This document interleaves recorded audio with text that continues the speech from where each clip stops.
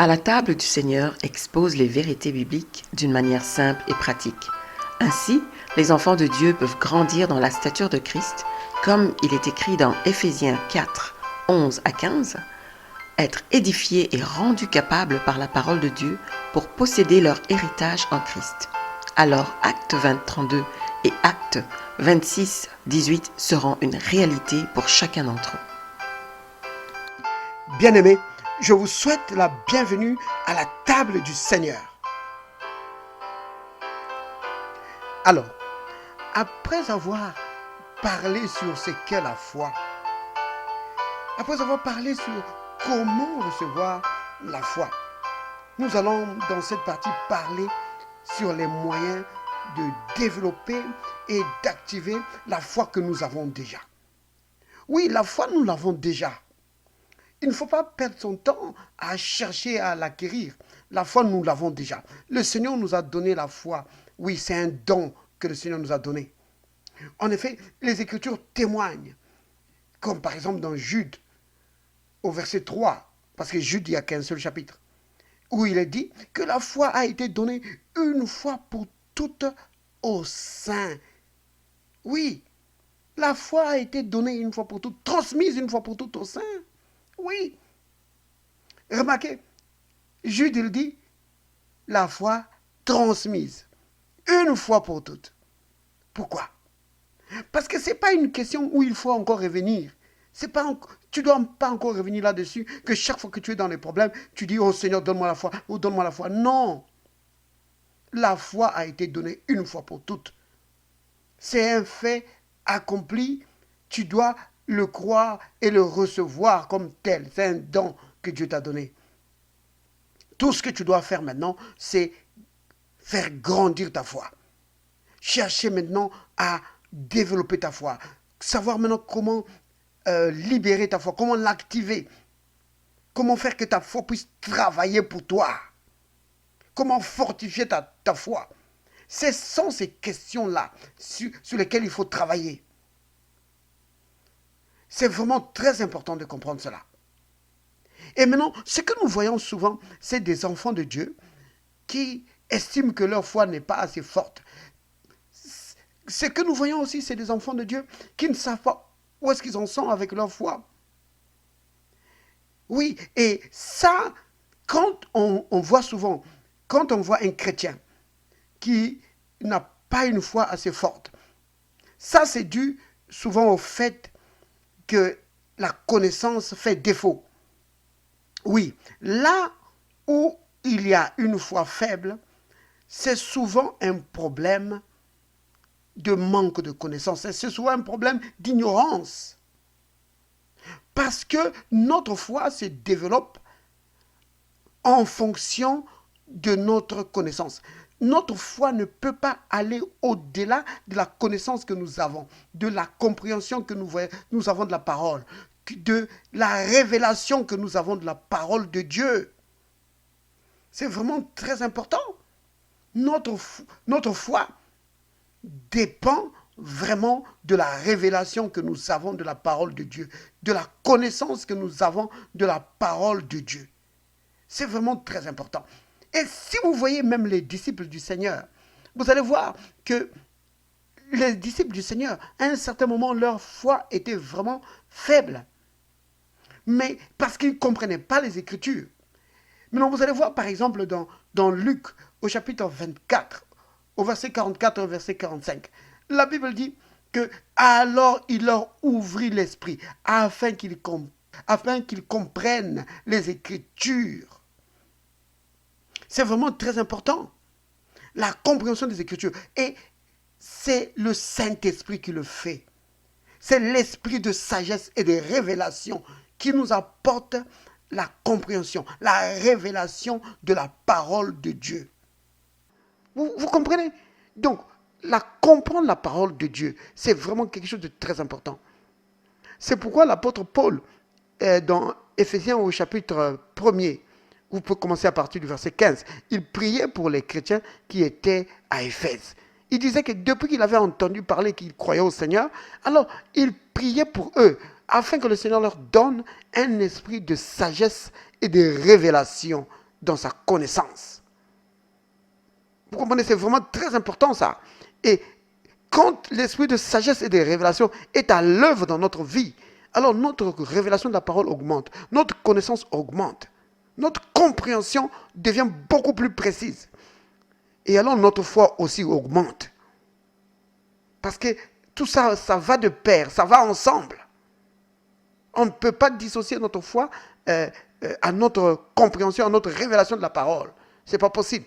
Alors, la compréhension, les révélations que nous devons voir, c'est sur beaucoup de points.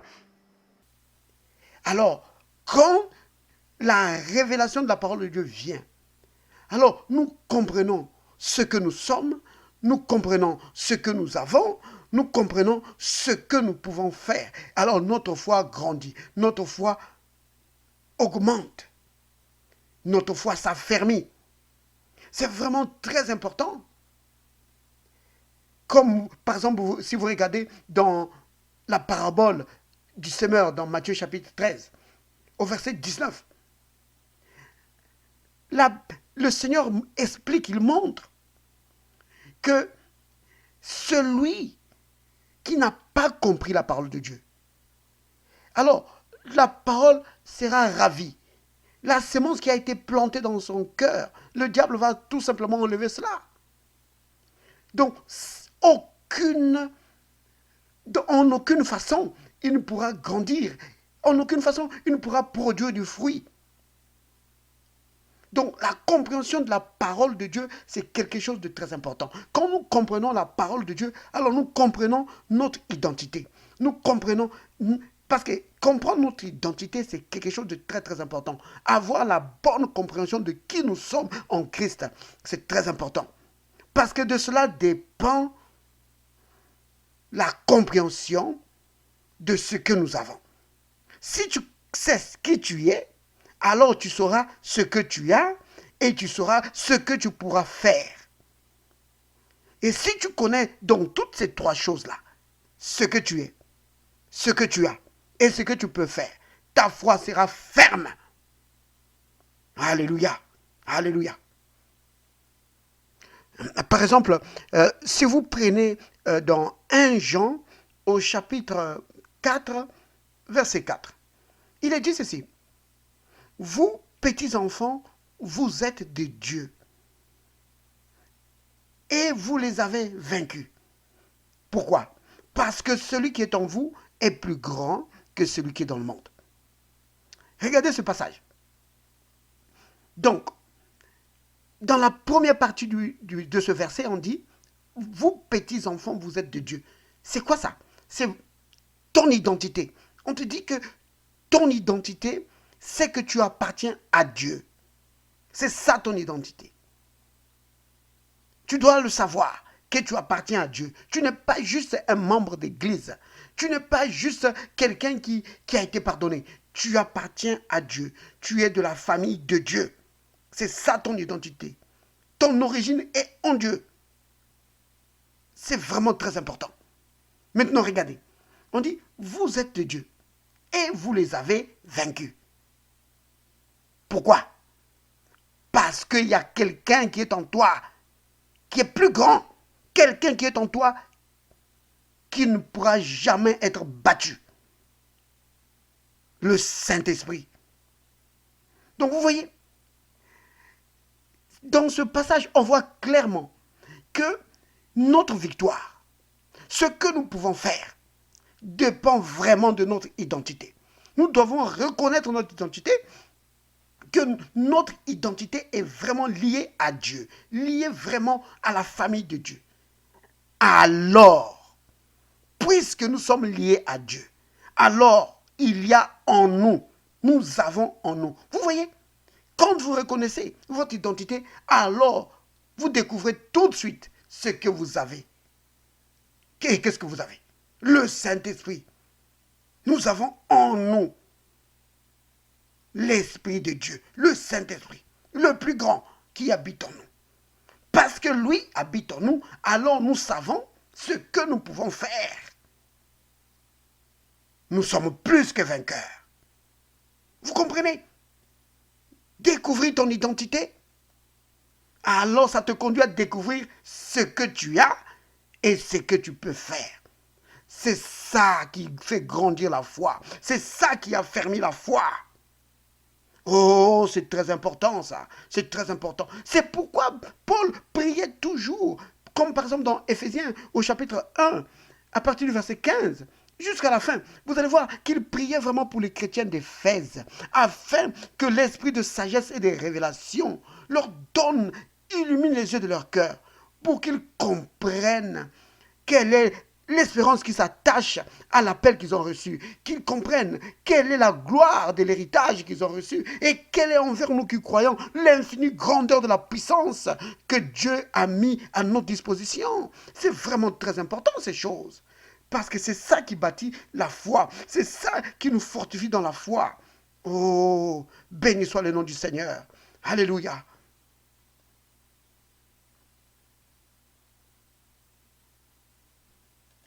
Maintenant, si vous prenez dans Osée au chapitre 4, au verset 6, vous allez voir que là, le Seigneur, il dit, par la bouche de son serviteur, il dit que mon peuple est détruit parce qu'il lui manque de la connaissance. Mon peuple est détruit. Le peuple de Dieu est détruit parce qu'il est ignorant. Vous voyez?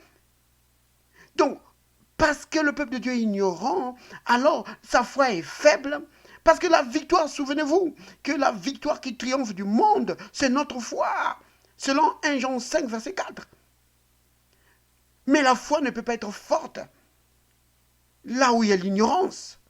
Donc, le peuple de Dieu est dans la défaite. Ce n'est pas parce que Dieu ne veut pas les aider. Le peuple de Dieu est dans la défaite. Ce n'est pas parce qu'il ne prie pas. Le peuple de Dieu est dans la défaite. Ce n'est pas parce qu'il ne paye pas sa dîme. Le peuple de Dieu est dans la défaite. Ce n'est pas parce qu'il ne fait pas de veillée de prière. Le peuple de Dieu est dans la défaite parce que le peuple de Dieu n'a pas la connaissance qu'il faut. Le peuple de Dieu est dans la défaite parce que le peuple de Dieu ne connaît pas ce que c'est le Saint-Esprit. Le peuple de Dieu est dans la défaite parce que le peuple de Dieu ne sait pas ce que c'est être conduit par le Saint-Esprit. Le peuple de Dieu est dans la défaite parce qu'ils ne savent pas ce que c'est la communion avec le Seigneur. Le peuple de Dieu est dans la défaite parce qu'il ne sait pas comment opérer dans les dons surnaturels. C'est tout ça. C'est à cause de ça. C'est à cause de l'ignorance. Le peuple de Dieu est dans la défaite parce que le peuple de Dieu ne sait pas comment activer sa foi, comment recevoir. Parce qu'il est toujours en train de chercher des choses que Dieu lui a déjà données. Le peuple de Dieu est dans la défaite parce qu'il ne sait pas que le Seigneur lui a donné des choses. Il ignore ce qu'il possède.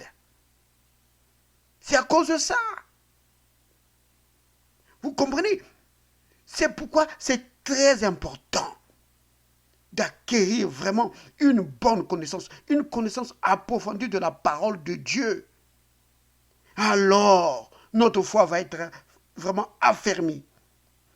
Et nous saurons comment libérer la foi, comment activer la foi pour triompher, peu importe les circonstances. Regardez ce passage que je viens de citer, Osée 4, verset 6. C'est Dieu qui parle, il dit, mon peuple périt, mon peuple est détruit parce qu'il lui manque la connaissance. Qu'est-ce que ça veut dire ça? Le Seigneur est en train de dire que la défaite, ce n'est pas son plan pour nous. La défaite, l'échec, ce n'est pas le projet de Dieu pour son peuple. Donc le Seigneur est en train de dire que si mon peuple avait la connaissance qu'il devait avoir, il serait tout le temps dans la victoire. C'est cela, bien-aimé. Oh, béni soit le nom du Seigneur. Alléluia. Oui, vraiment, le peuple de Dieu est dans la défaite parce qu'il manque la connaissance. Le peuple de Dieu est dans la défaite parce qu'il ne sait pas c'est qui un chrétien. Un chrétien, c'est qui? Pour beaucoup de gens, un chrétien, c'est celui qui va à l'église. Pour d'autres, un chrétien, c'est celui qui a reçu le pardon de ses péchés. Et encore, pour d'autres encore, un chrétien, c'est un membre d'église. Mais c'est beaucoup plus que cela. C'est beaucoup plus que le pardon. Pour d'autres encore, un chrétien, c'est comme une voiture d'occasion ou un habit usé, où on doit toujours ajouter des choses. Chaque fois, oh Seigneur, donne-moi l'amour. Seigneur, donne-moi la foi. Seigneur, donne-moi ceci. La Bible dit que un chrétien, c'est celui en qui vit le Saint-Esprit. Un chrétien, c'est la divinité opérant dans l'homme. C'est ça, un chrétien. Un chrétien, c'est quelqu'un qui a reçu la nature de Christ, qui est participant de la nature divine. Oui, un chrétien a reçu la même vie que la vie du Christ. Oui, la vie qui est en Christ est la même vie qui se trouve dans le chrétien. La puissance qui a ressuscité Christ entre les morts, c'est la même puissance qui se trouve dans le chrétien. C'est pas étonnant que le Christ ait dit dans Luc 10 au verset 19, qu'il nous a donné autorité. Oui, le droit la puissance de marcher sur les serpents et les scorpions et sur toute la puissance des ténèbres, du diable, et rien ne peut nous nuire. C'est ça un chrétien. Vous comprenez? Un chrétien, c'est ça. Ce n'est pas autre chose. C'est vraiment très important de comprendre cela. Que si tu ne vis pas dans le surnaturel, si tu ne vis pas dans la puissance du Saint-Esprit, tu ne vis pas un christianisme normal. C'est vraiment important de comprendre cela. Parce que l'église du Seigneur, lui-même, il a dit qu'il bâtit son église. Il dit que je bâtirai mon église et que même les portes du séjour de mort ne pourront pas prévaloir contre cette église. Mais de quelle église il parle? Il ne parle pas d'un bâtiment. Il parle des hommes et des femmes qui ont reçu en eux son esprit. Oh, béni soit le nom du Seigneur. C'est vraiment très important de comprendre ce que c'est un chrétien. Et parfois, la foi est vraiment n'évolue pas, ne grandit pas. Parce que les enfants de Dieu sont nourris à l'Ancien Testament. L'Ancien Testament, c'est bien. Mais il y a des enseignements dans l'Ancien Testament qui ne s'appliquent pas aux chrétiens. Comme par exemple, la mentalité de l'Ancien Testament, c'est « Seigneur, descends. Seigneur, descends. Seigneur, descends. Oh, Seigneur, descends. Descends. » Un chrétien, il ne parle pas comme ça. Un chrétien, il n'attend pas que le Seigneur descende. Parce que le Seigneur est déjà descendu et qu'il vit en lui. Vous comprenez? La mentalité de l'Ancien Testament, c'est que la présence de Dieu était là, enfermée dans le temple, dans le Saint des Saints. Le chrétien ne doit pas avoir cette mentalité-là, que Dieu est quelque part là-bas caché dans le ciel et qu'il doit descendre. Non. La Bible dit, l'apôtre Paul dit, oh, la révélation paulinienne. L'apôtre Paul dit ceci. Donc, l'apôtre Paul, il dit dans Éphésiens, au chapitre 3, au verset 20, il dit ceci, que, or, à celui qui peut faire infiniment plus que tout ce que nous demandons ou pensons, selon la puissance qui opère en nous, selon la puissance qui agit en nous. Vous comprenez? La puissance de Dieu, la présence de Dieu est en nous et agit par nous et en nous. C'est vraiment très important. C'est cela un chrétien. Alléluia. Je vais prendre juste quelques points. Par exemple, comprendre ce que c'est un chrétien, comme je l'ai dit tout à l'heure. C'est quoi un chrétien? C'est vraiment très important. Et comprendre. Par exemple, quand Jésus parle, il dit dans Jean au chapitre 10, au verset 10, quand il dit qu'il est venu pour que ces brebis aient la vie et que ces brebis aient la vie en abondance. De quoi parle-t-il? Vous comprenez? Comprendre toutes ces choses. Parce que le Seigneur parle qu'il est venu donner la vie éternelle. Ou même dans Jean 13, Jean 3, verset 16, où il est dit que, car Dieu a tant aimé le monde, qu'il a donné son Fils, afin que quiconque croit en lui ne périsse pas, mais qu'il ait la vie éternelle. De quoi on parle là? C'est quoi la vie éternelle? La vie éternelle, c'est la vie et la nature de Dieu. La vie éternelle, ce n'est pas vivre au ciel pour toujours avec Dieu. Ce n'est pas ça la vie éternelle. La vie éternelle, c'est la vie et la nature de Dieu. Donc celui qui accepte le Christ, il reçoit en lui la vie et la nature de Dieu. Il devient participant de la nature de Dieu. C'est quelque chose de très important de comprendre ces choses. De comprendre que donc quand tu deviens chrétien, tu as en toi la vie de Dieu. Maintenant, ce n'est pas dans ta chair, c'est dans ton esprit. Il y a encore un autre passage, c'est dans 1 Corinthiens chapitre 6 au verset 17, où il est dit ceci, que celui qui s'attache au Seigneur devient avec lui un seul esprit. Vous vous rendez compte de cela, que le jour où vous avez accepté le Christ, votre esprit et l'esprit de Dieu, le Saint-Esprit, sont devenus un seul esprit. Quelqu'un va dire, ah mais je n'ai jamais senti que mon esprit est un seul esprit avec le Christ. Mais ce n'est pas dans votre chair, c'est dans votre esprit. C'est une réalité spirituelle. Et la foi accepte que ce que la parole de Dieu dit, c'est exactement comme ça. Vous comprenez? Donc, comprendre ce que c'est la vie éternelle. Comprendre ce que c'est un enfant de Dieu. Quand nous disons que nous sommes enfants de Dieu, de quoi nous parlons? Nous ne parlons pas d'église. Nous parlons ici de quelqu'un qui a en lui la vie de Dieu. C'est quelqu'un qui a en lui les caractéristiques de Dieu. De quelqu'un qui a les capacités de Dieu. C'est vraiment important. Et comprendre ces choses va aider la foi à grandir. Évidemment, on pourrait rentrer dans ces choses-là, mais on pourra aborder ça plus tard. Un autre point, c'est par exemple comprendre ce que nous sommes en Christ et ce que Christ est en nous. Pour cela, c'est bien par exemple d'étudier la Bible et de noter chaque fois là où on dit en qui nous avons, en lui, en Christ. Vraiment, étudier ça. Vous allez voir ce que nous sommes en lui, ce que Christ est en nous et ce que nous sommes en lui. C'est vraiment important.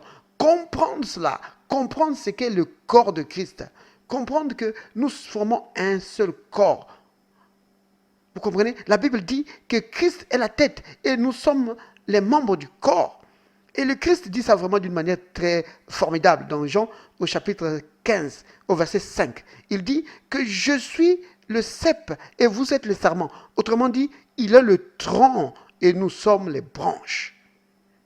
Si vous comprenez déjà ça, votre foi va bondir.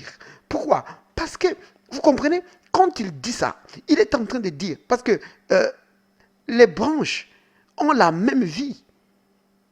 La vie qui circule dans le tronc, c'est la même vie qui va dans les branches. Donc, le Christ est en train de dire que nous avons la même vie que lui. Nous avons les mêmes capacités que lui. Vous comprenez? C'est vraiment important de comprendre ces choses. Et il y a encore autre chose par rapport à ça. C'est que le tronc a donné aux branches le privilège de porter les fruits. Les fruits que les branches portent, c'est grâce à la vie que lui communique le tronc. Vous comprenez? Donc, le Christ nous a donné le privilège de manifester sa beauté, de manifester son excellence, de manifester sa puissance au monde. C'est formidable. Si vous comprenez cela, alors votre foi doit grandir. Vous comprenez donc pourquoi c'est important que c'est la compréhension de la parole de Dieu, avoir la révélation profonde des Écritures qui fait grandir notre foi. C'est vraiment important. Alors, ces vérités-là, quand nous les méditons, alors notre foi grandit. Notre foi vraiment va devenir de plus en plus forte. Donc la foi ne grandit pas en passant des nuits de prière, des veillées de prière. Non. La Bible dit que la foi vient, ça c'est Romains 10, verset 17, que la foi vient de ce qu'on entend. Ce qu'on entend vient de la parole de Christ. Vous comprenez? C'est vraiment très important. Nous devons comprendre donc ce que nous sommes en Christ, c'est que Christ est en nous. Donc, comprendre ce que c'est un enfant de Dieu. La Bible dit ceci dans Romains chapitre 8. Vous voyez, il dit que si nous sommes enfants, alors nous sommes héritiers. Donc, quand vous dites que vous êtes enfant de Dieu, alors il faut tirer les conséquences. Ça veut dire que vous êtes héritier. Mais il y a un autre héritier qui est le Christ. C'est pourquoi la Bible dit que nous sommes co-héritiers avec le Christ. La Bible dit toujours dans Romains 8, il dit, lui qui a donné son Fils pour nous tous, comment alors ne nous donnera-t-il pas alors toutes choses avec lui? La Bible est en train de dire ceci, que comme nous sommes fils de Dieu, comme le Christ, alors Dieu a fait que nous puissions hériter des mêmes choses que le Christ. Autrement dit, tout ce que le Christ est, nous le sommes. Ça c'est dans 1 Jean au chapitre 4 au verset 17. Il dit, tel qu'il est, tel nous sommes aussi dans ce monde. Vous voyez, c'est vraiment important de comprendre ces vérités-là. Quand nous comprenons ces vérités-là, notre foi entre dans une autre dimension. C'est vraiment important. Et notre point qui est vraiment important pour comprendre, c'est que nous avons été justifiés. Nous avons reçu le don de la justice. En fait, il y a beaucoup de cadeaux que le Seigneur nous donne. En devenant enfant de Dieu, il y a beaucoup de cadeaux qu'il nous donne. Il nous donne le don de la justice, il nous donne le don de la vie éternelle, il nous donne le don de la foi. Donc, plein de cadeaux. Vous comprenez? Et ces choses, souvent, beaucoup de chrétiens, ils passent leur temps à chercher ça. Alors que Dieu nous a déjà donné ça par sa grâce. Vous voyez? Donc, comprendre ce que c'est la justice. Nous avons été justifiés. Nous avons reçu la justice comme don de la part, sur la base de notre foi en Jésus-Christ. Alors, la Bible dit dans Hébreux 5, au verset 13, que celui qui ne comprend pas la doctrine de la justice va demeurer dans l'enfance, il va demeurer un bébé spirituel. Vous comprenez cela? Donc, comprendre la doctrine de la justice, donc la justification par la foi, comprendre la profondeur de cela. C'est quoi être justifié? Être justifié, c'est quoi? Dans la pratique, bon, on dit ceci que être justifié, c'est être déclaré juste. C'est comme une décision de justice, hein, donc là où vraiment le coupable où l'accusé est déclaré non coupable. Nous avons été déclarés non coupables par le tribunal de Dieu, non pas parce que nous n'étions pas coupables, mais c'est parce que le Christ a porté notre peine. Alors nous avons été déclarés non coupables sur la base de notre foi en l'œuvre accomplie par le Christ. Maintenant, dans la pratique, être justifié, c'est quoi? Être justifié, c'est avoir le droit de se tenir dans la présence de Dieu. Être justifié, c'est avoir le droit d'entrer auprès de Dieu, de demeurer là, de communier. Et le but de la justification, c'est la communion. Dieu nous a justifiés pour nous donner accès à lui, pour que nous puissions avoir communion ensemble. Parce que la Bible dit ceci, dans 1 Corinthiens au chapitre 1er, au verset 9, que Dieu nous a appelés à la communion avec le Christ. Nous devons rester. Le but de Dieu, c'est qu'une fois devenus ses enfants, que nous puissions rester dans sa présence pour communier avec lui. Alors vous comprenez pourquoi la Bible dit que la prière du juste a une grande efficacité. Père saint, Père juste, Père miséricordieux, merci Père de nous avoir appelés à une vie de victoire, à une vie de triomphe. Père, merci pour ton Saint-Esprit qui habite en nous.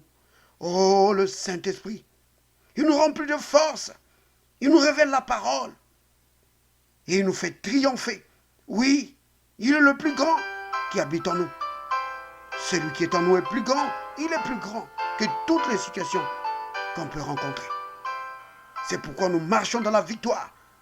Peu importe les situations. Gloire à toi, Père. Au nom de Jésus le Christ. Amen. Merci d'avoir partagé ces moments avec nous à la table du Seigneur. Pour continuer cette expérience, vous pouvez consulter notre page Facebook ainsi que notre chaîne YouTube à la table du Seigneur. Pour tout contact, vous pouvez nous écrire à l'adresse à la table du Seigneur @gmail.com ou nous appeler au numéro 438 410 8475. Soyez bénis.